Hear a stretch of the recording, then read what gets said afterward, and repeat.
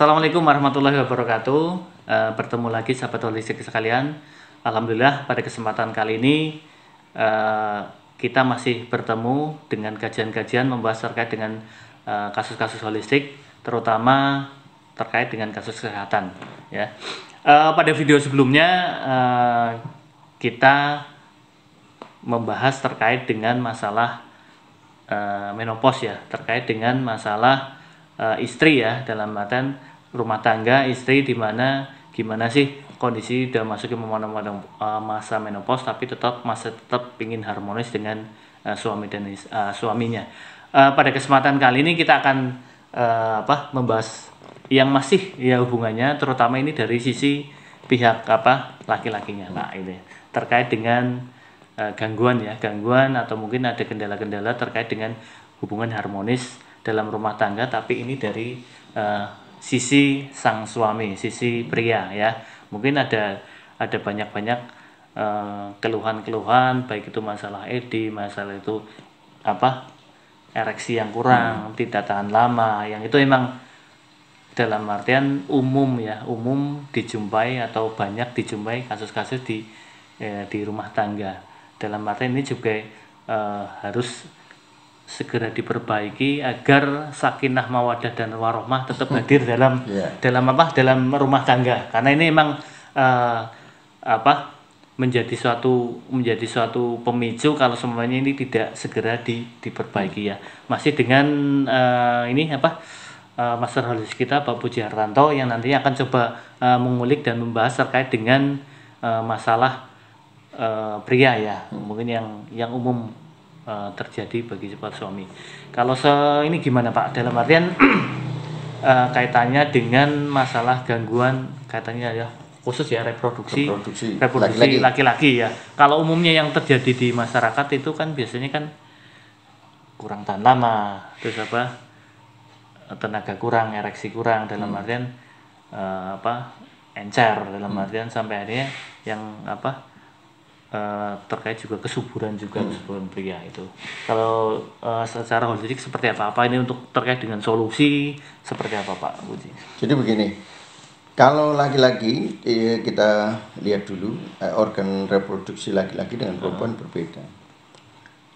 Kalau laki-laki itu membutuhkan energi lebih besar lagi untuk bisa tegak ya. Energi ya berarti ya, itu ya. Kalau perempuan kan bentuknya semacam lubang. Nah kalau lubang itu ya istilah gambarannya kayak gini, ada sumur ya sudah tinggal ditimba. Dia masalah sedang mood tidak mood tidak ada masalah, bahasanya kayak gitu.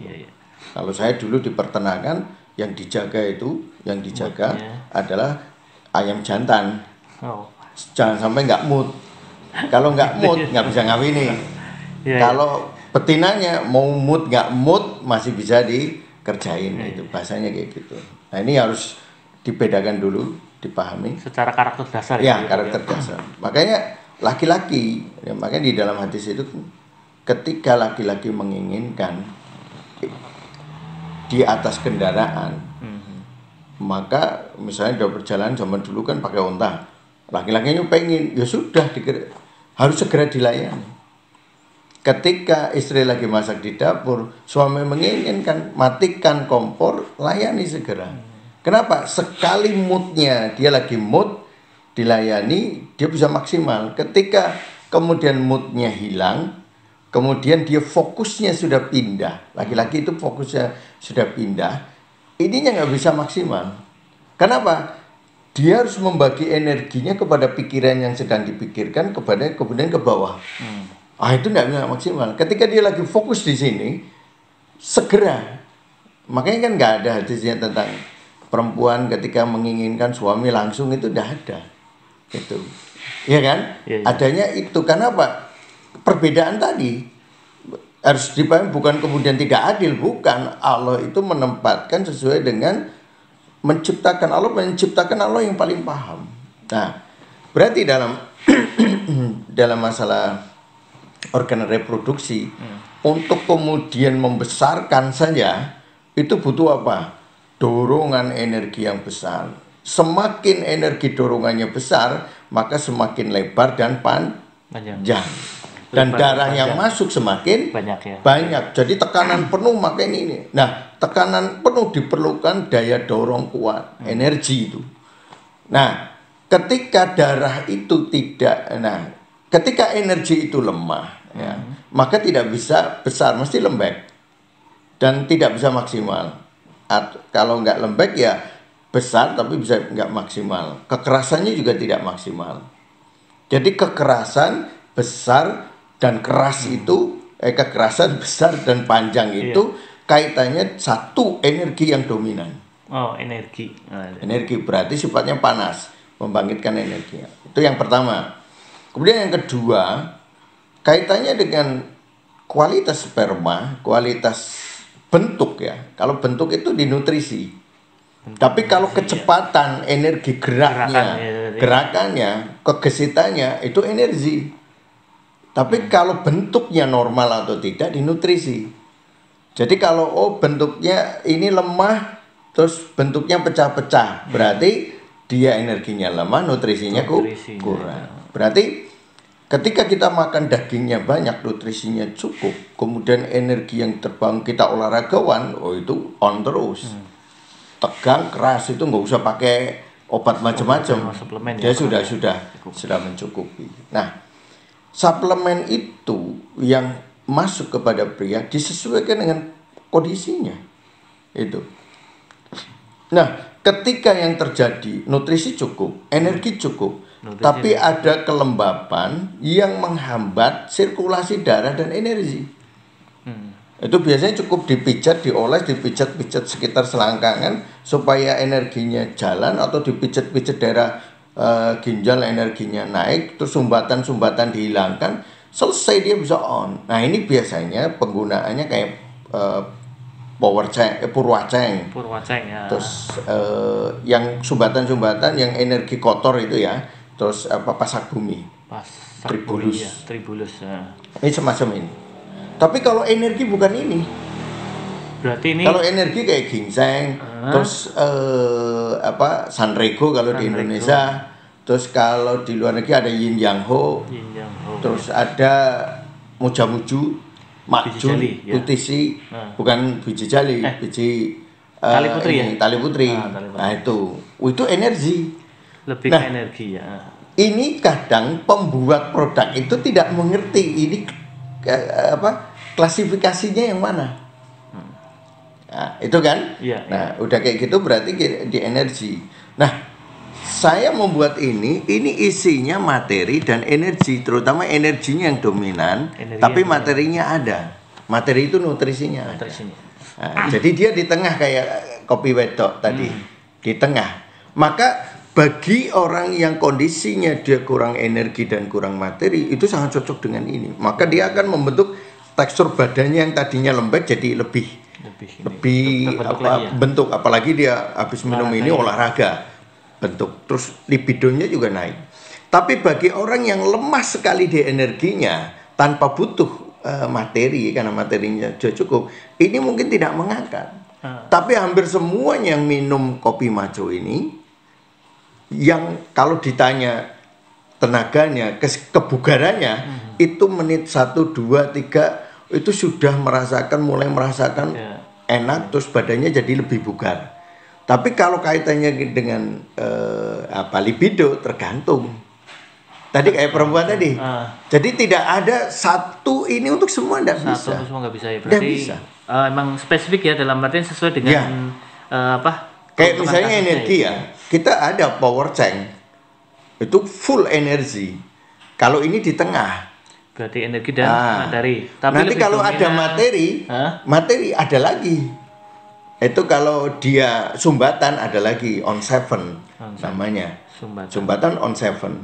Nah, kalau kemudian dia ada masalah di ini editansil ejakulasi dini, itu ejakulasi dini itu hanya karena daya tahan untuk supaya tidak keluar cepat itu lemah dia.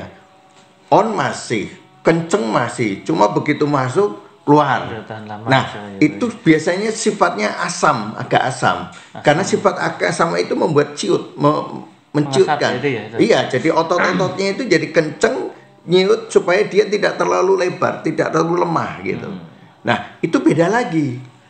Itu ada sebenarnya. Jadi klasifikasi yang harus dipahami dalam sebuah produk itu masing-masing. Ini pasarnya mana toh?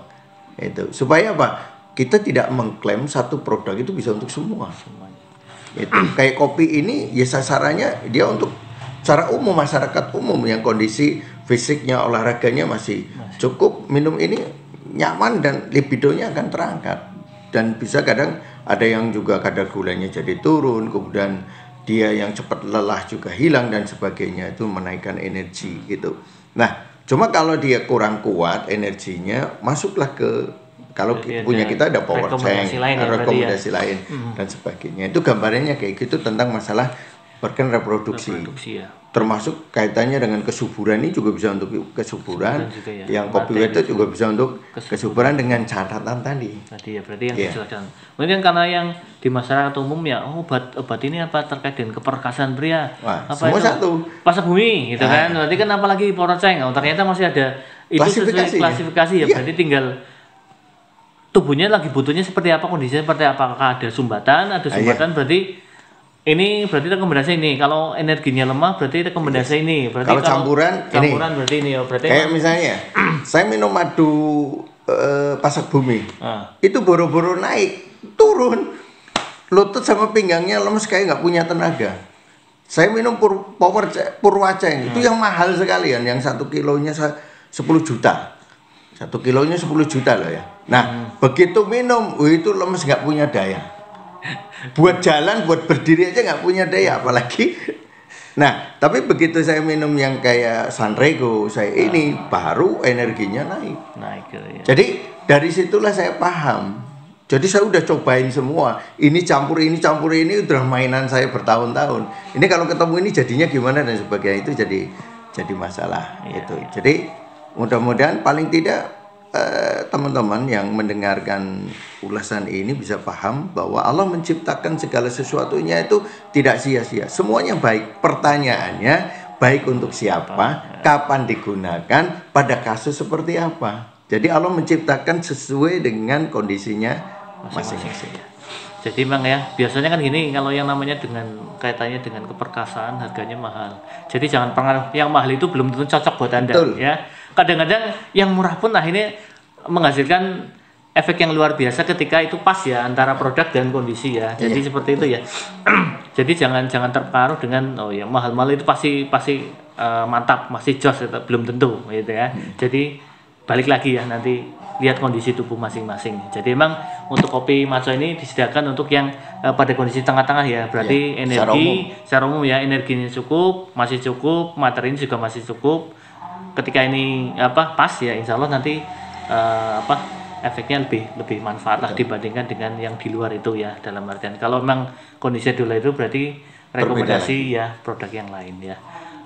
Begitu sahabat holistik, kajian kita terkait dengan masalah pria ya. Ketemu lagi dalam kajian-kajian berikutnya yang insya Allah masih dengan pembahasan secara holistik dan masih dengan masalah holistik kita Bapak Puji Hartanto. Assalamualaikum warahmatullahi wabarakatuh.